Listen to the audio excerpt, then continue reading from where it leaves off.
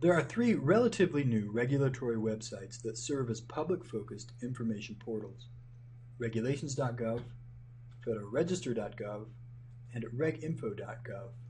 These are sites that were designed as part of the E-Government Act of 2002, and they're designed to move the government away from the business of printing and to connect with citizens online. This is very much the future of regulatory research, and it's important, especially if you'll be working in an area of law that deals with regulatory law, that you understand and are able to use these sites.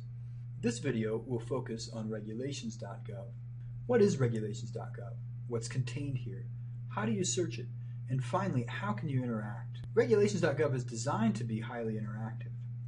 Here you can search for all types of regulatory information. You'll see here, this is the overview. You can search for a regulation such as a proposed rule, a final rule, or a Federal Register notice. You can also submit comments here on regulations, and you can comment on other people's comments. You can submit an application, a petition, or adjudication document, and you can sign up for email alerts. Let's take a look now at how you can search Regulations.gov. You'll see from the home page is that primary search box. We're going to do just a keyword search for the pedestrian Safety Enhancement Act.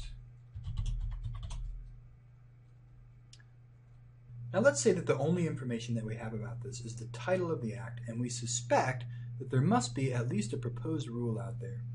It's a good guess that any regulations on this act fall within the purview of transportation. So let's set a few filters here. We know that we don't want other documents or notice. What we want are either proposed rules or rules, and we know that we are working within the category of transportation. We'll return 38 things, and there on the top, a proposed rule by the National Highway Transportation and Safety Administration, Federal Motor Vehicle Safety Standards, and this is part of the Pedestrian Safety Enhancements Act. And so here we see the notice of proposed rulemaking. And notice two things. First, over here on the side, view original printed format. This is a handy link to know. Keep in mind that everything at regulations.gov is not the official source of law. In other words, this is not something you're going to cite to because the print still remains king. But you have a handy link there to the original PDF, and let's go ahead and open that. You're looking at the original printed format in the Federal Register from the Department of Transportation, the NHTSA. This is very much like what we were looking at the other day in the Federal Register. And these two things are, in fact, the same. It's just one is in an HTML format, this is in the PDF format. Now, another thing to notice on regulations.gov is this link to the Open the Docket folder. Remember, there are a variety of documents that are generated in the regulatory process at different stages. Now we're looking at this NPRM. This is only one type. All of the documents taken together are called a docket, and this is one of the handiest features of regulations.gov. If we click on that link, you can see these are all the types of documents generated in this regulatory process. So by looking at the docket folder, this gives you a great idea of where this particular regulation is in the process.